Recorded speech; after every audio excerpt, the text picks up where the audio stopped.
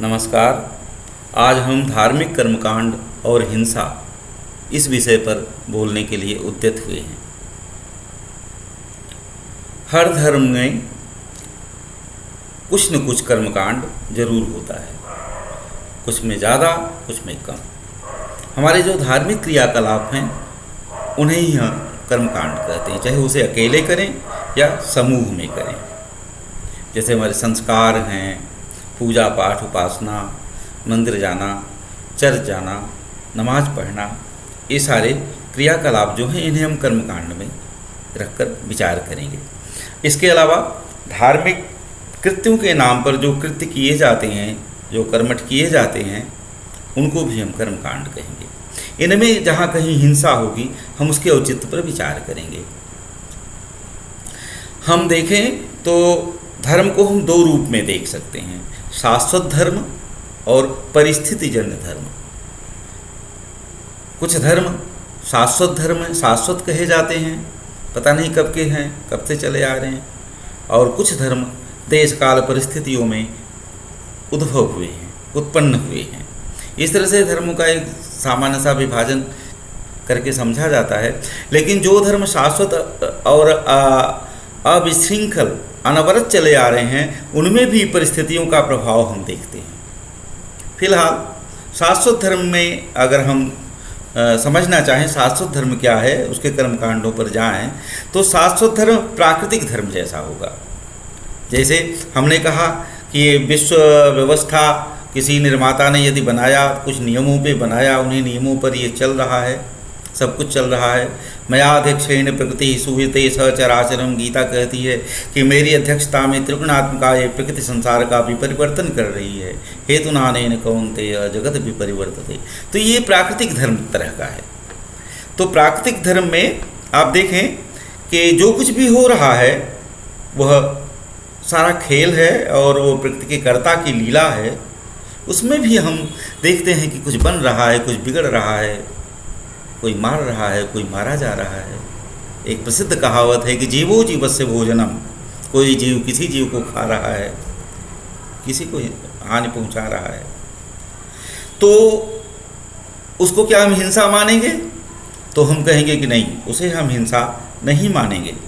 हिंसा तो हमारे प्रयत्न सापेक्ष, अगर कोई किसी को क्षति पहुंचती है, कोई पीड़न होता है, हम यहाँ पे हिंसा उसी अर्थ में लेकर के विचार करेंगे।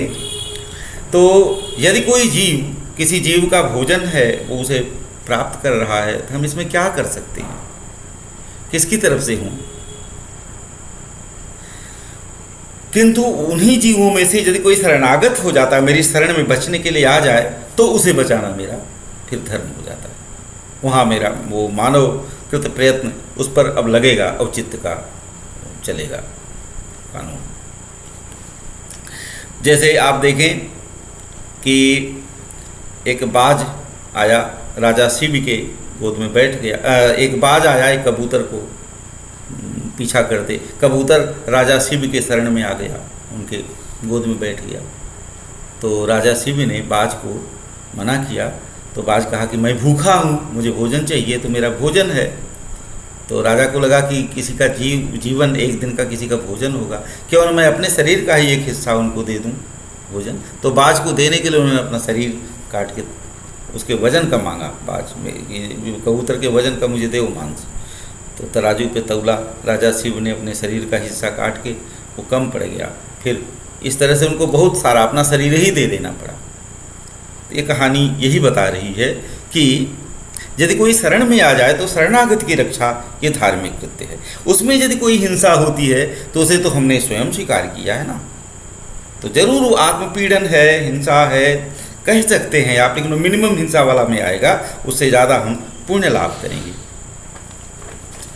इस तरह से सोचने पर उसके औचित्य का विधान कहीं कहीं बनता है, और किन्हीं किन्हीं संस्कृतियों और धर्मों में इसको उच्च कोटि का आदर्श माना गया है।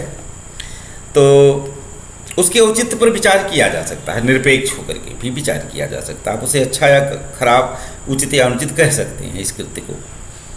अच्छा, यही जो शाश्वत वैदिक धर्म है, जैसे हिंदू धर्म पता नहीं सनातन काल से कब से चला आ रहा है, हमने कहा कि यह भी देश काल परिस्थितियों में बहुत बदलता, बहुत सारा रूप बदलता आया है। तो ये शुरू में हम देखते हैं वैदिक युग, जो संहिता काल है वेद का, उसमें जब हम यजुर्वेद का अध्ययन करते हैं तो पाते हैं कि बहुत सारे यज्ञीय कर्मकांडों का उसमें आयोजन का वर्णन मिलता है। एक युग ऐसा है कि जिसमें यज्ञ इत्यादि बहुत होते थे। हमारे यहाँ जो युगों की व्यवस्था है हिंदू धर्म में 4 युग हैं, तो उसमें सतयुग का कैरेक्टर बताया गया कि कृतयुग सब योगी विज्ञानी, करि हरि ध्यान तरहि भव प्राणी। कृतयुग यानी सतयुग में सब लोग योगी और विज्ञानी होते थे, भगवान का ध्यान तपस्या करके मोक्ष पाते थे। लेकिन जब त्रेता युग आया तो बड़े बड़े यज्ञ उसमें आयोजित किए जाने लगे, बड़े आडंबर युक्त यज्ञ। त्रेता विविध यज्ञ नर करहीं, प्रभु ही समर्पि कर्म भव तरहीं। आप देखेंगे कि यज्ञों का जो प्रयोजन है वह भी आत्मशुद्धि है, उसका जो फल है स्वयं नहीं लेना, प्रभु ही समर्पि, भगवान को समर्पित कर देना है, अपने लिए कुछ नहीं करना है? तो न मम कहा जाता है लास्ट में कि ये मैं आपको दिया, इसमें मेरा कुछ नहीं है। तो आत्मशुद्धि, कर्म कांडों का प्रयोजन भी आत्मशुद्धि ही है।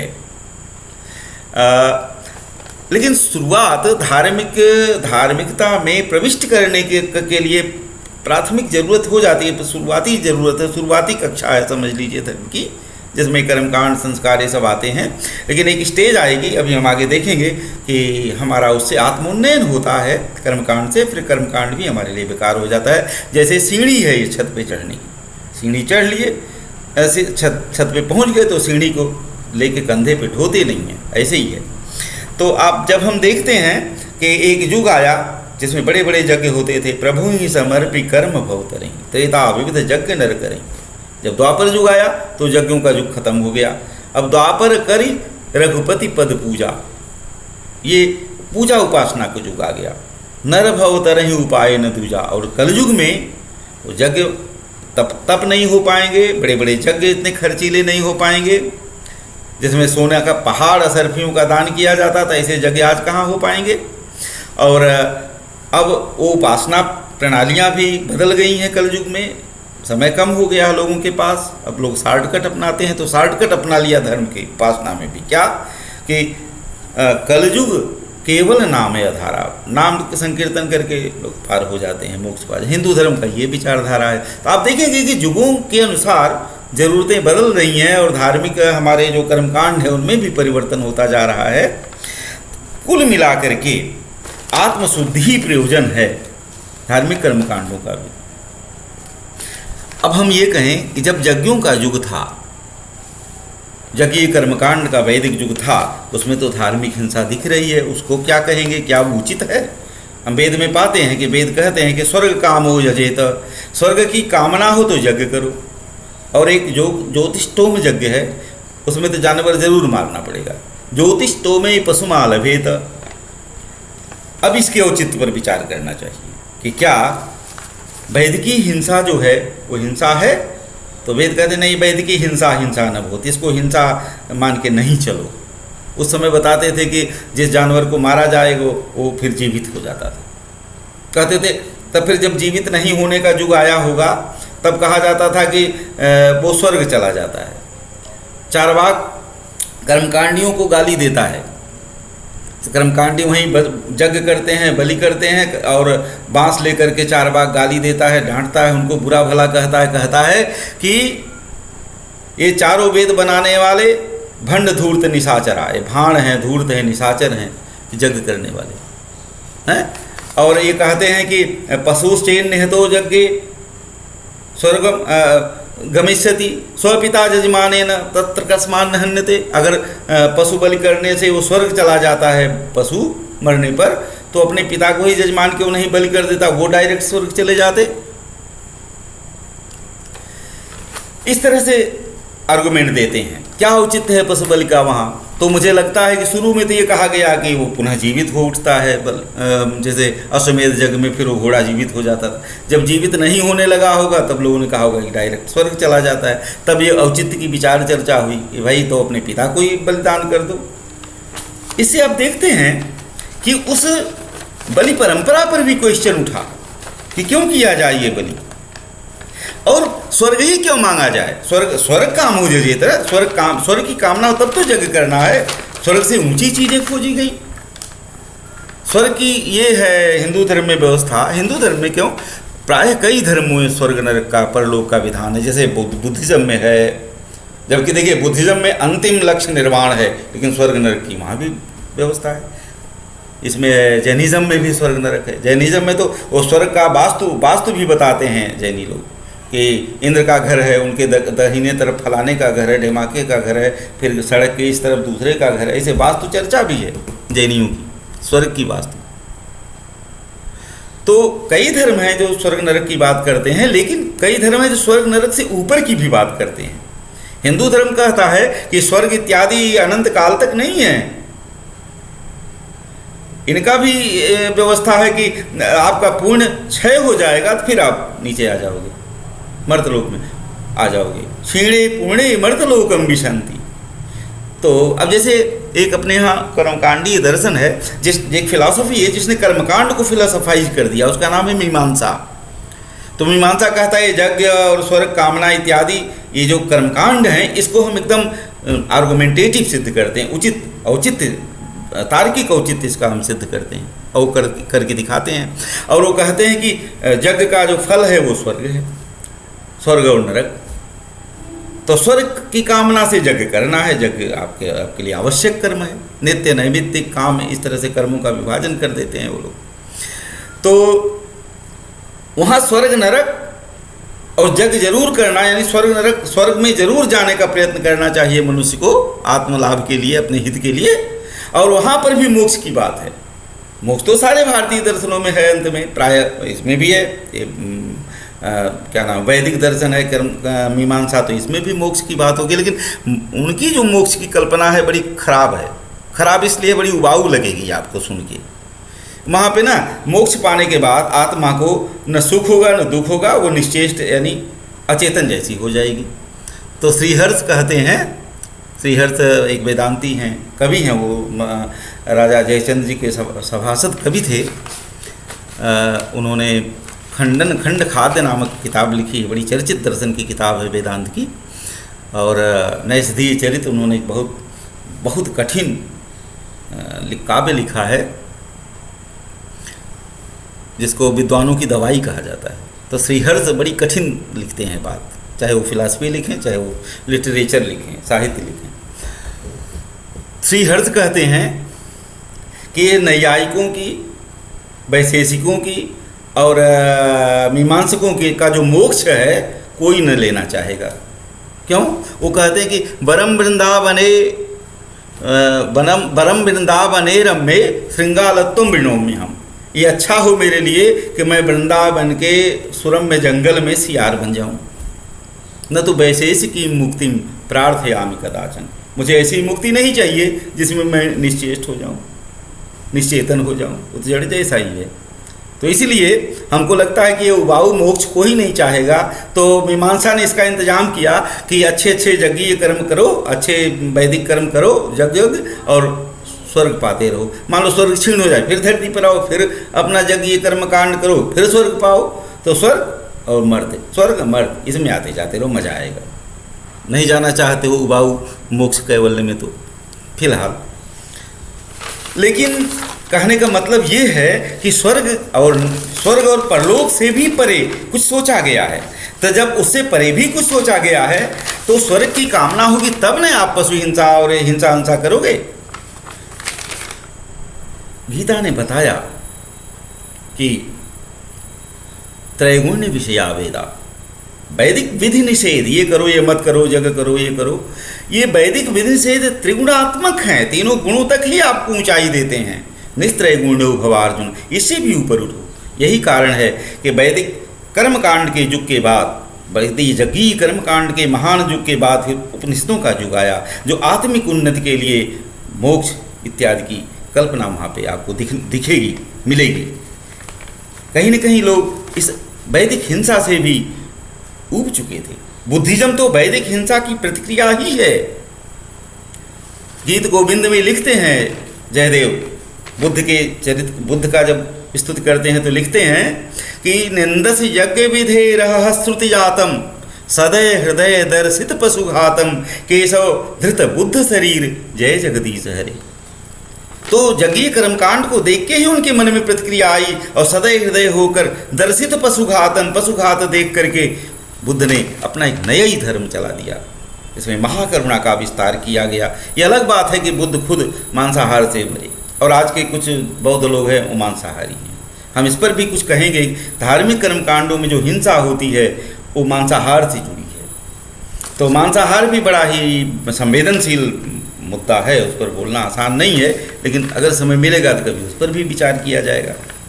तो निस्त्रैगुण्य होने की बात यहाँ की गई है। दूसरी बात यह है कि कई बार हिंसा को अनुमन्य भी किया गया है धर्मों में। चलो कर्मकांड स्वर्ग और की कामना के ऊपर भी हम उठ जाते हैं, हिंसा नहीं करेंगे, लेकिन फिर भी जीवन में कभी कभी हिंसा किए बगैर काम नहीं चलता।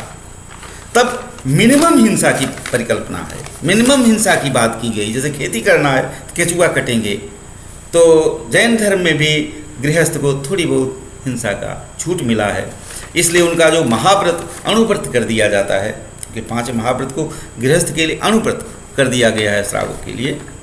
तो हिंसा के बिना जब जीवन न चले तो मिनिमम हिंसा की बात की गई। जैसे मान लो जंगली जीवन है, आदिम जीवन है, आदिवासियों का जीवन है, उनके लिए छूट है। तो उनके लिए ये व्यवस्था है कि पंच नखा खाद्या। मनुस्मृति में कहा गया है कि 5 ही जानवर पंच नख वाले खाए जा सकते हैं। माने उसमें ये विधान है धर्म का कि ये खाओ ये मत खाओ। ये मेध्य पशु है, माने यज्ञ में बलि के लायक है या खाने लायक है, और ये नहीं खाने लायक है। ये थोड़ा ये वो कर दिया, प्रतिबंधन कर दिया। तो ये प्रतिबंधन इत्यादि इसीलिए लगाए गए हैं ना कि आप डिटैच हो उनसे, अलग, माने आपको अनुशासित रखा जाए, आपको उद्दाम और श्रृंखल न कर दिया जाए। आहार के मामले में भी या अपने जीविका सुख के मामले में भी आप ऐसे किसी की हिंसा मत करो, रिस्ट्रिक्टेड हिंसा। अब इसके बाद देखिए जैसे भगवान राम जी 14 साल जंगल में रहे।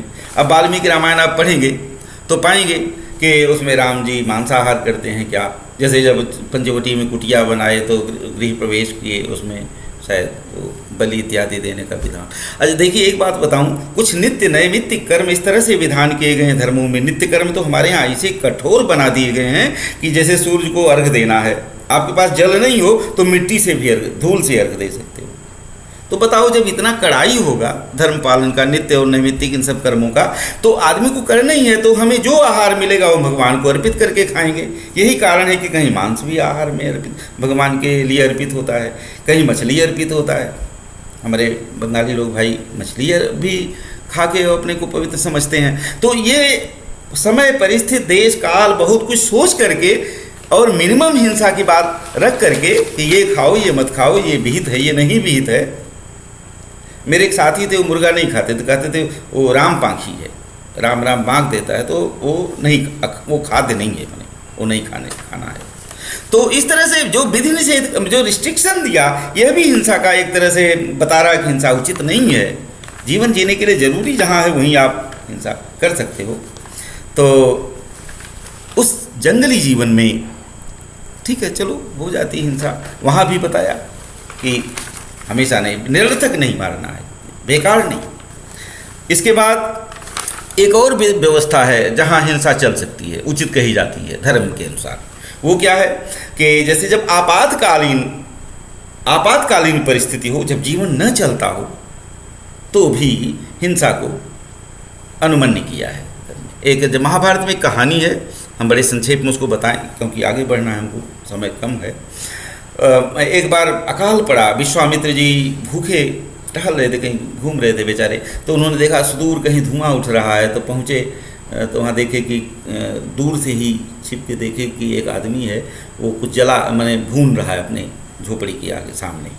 तो फिर और आगे जाके देखे तो उनको लगा कि कोई खाने की चीज़ भून रहा है। तो फिर वो भूनने वाला अपने कोठरी में जब मैंने झोपड़ी में गया, ये मौका पाए तो दौड़ के उस भुने हुए में से कुछ लेके भागे। वो मांस था, माने वो किसी जानवर का टांग था, पैर लेके भागे। तब तक वो आ गया, बोला ए ऋषि मुनि रुको रुको रुको, अरे ये तो जान लो कि वो क्या है और मैं कौन हूँ। अरे भैया वो श्वान का मांस है, वो श्वान है, वो मैंने वो कुत्ते का मांस लिए भाग रहे हो तुम, और वो भी चोरी से, और मैं वो हूँ स्वपच हूँ। स्वपच मैंने अछूत, तो अछूत का भूना और कुत्ते का मांस चोरी से लिए भाग रहे हो। तब विश्वामित्र ने मुड़ के कहा, अरे मूर्ख, तू मुझे धर्म की शिक्षा मत दे, मैं जानता हूं धर्म क्या है। जीवन बचाना इस समय मेरा धर्म है। तब वो जो गृहस्थ था वो बोला, अच्छा आइए आराम से बैठ के खाइए। तब गए और आराम से बैठ के खाए। जब खा रहे थे तब वो अपने घर में से पानी ले आया, एक घड़े में कहीं रखा था, वो उस परिस्थिति में ले आई कि कहीं से, तो सोचा कि अतिथि सेवा में प्रस्तुत करें। तो वो पानी जब दिया तब वे बोले, ना हाँ, तुम अछूत का छुआ, मैं पानी पीऊँगा। उसको बड़ा आश्चर्य हुआ, अरे श्रीमान, अभी मेरा भुना श्वान का मांस जो अमेध्य है उसको खाए और पानी में छूत लग गया है, मैं स्वपच हो गया।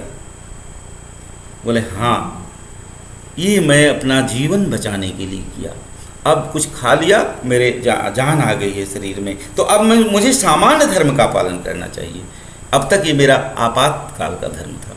ये कहानी आती है। तो इससे ये पता चलता है कि आपातकालीन परिस्थितियों में हमको थोड़ी बहुत मिनिमम इस सब की छूट है। तो ऐसे में आप देखेंगे कि वैदिक धर्म, उसके बाद पौराणिक धर्म, या आज के श्रुति स्मृति पुराणोक्त जो धर्म हैं, उनमें हिंसा की ये हालत है कि हम देखें तो प्राचीन काल में नरमेध यज्ञ के भी प्रकरण मिलते हैं। नरमेध यज्ञ जिसमें आदमी मारा जाता है, और गोमेध, तरह तरह के पशु गोमेध में गाय मारने का विधान है, ये सब है। इसके बाद हम देखते हैं कि हमारे धार्मिक परंपराएं जो चाल चलन बन गई, उनमें कितनी परंपराएं ऐसी हैं जिसमें पीड़न होता है, कष्ट होता है। जो विधवाओं का जीवन, विधवाओं को पुनः विवाह नहीं करने देना, सती प्रथा, कितनी ऐसी प्रथाएं हैं, सब हैं। तो इनका क्या औचित्य है, इन पर विचार हम आज नहीं कर पाएंगे क्योंकि आज ज़्यादा समय हो गया। हम सोचते हैं कि 20-25 मिनट ऐसे ही में हमारा व्याख्यान एक दिन का ख़त्म हो, क्यों लंबा धीरज न सबको धारण करना पड़े मेरा वीडियो देखने के लिए, सुनने के लिए। तो आज मैं यहीं पे समाप्त करता हूँ। इसी के भाग 2 के रूप में कल इस पर मैं फिर कुछ विचार करूँगा। तो इन शब्दों के साथ आज मुझे विदा दे दें।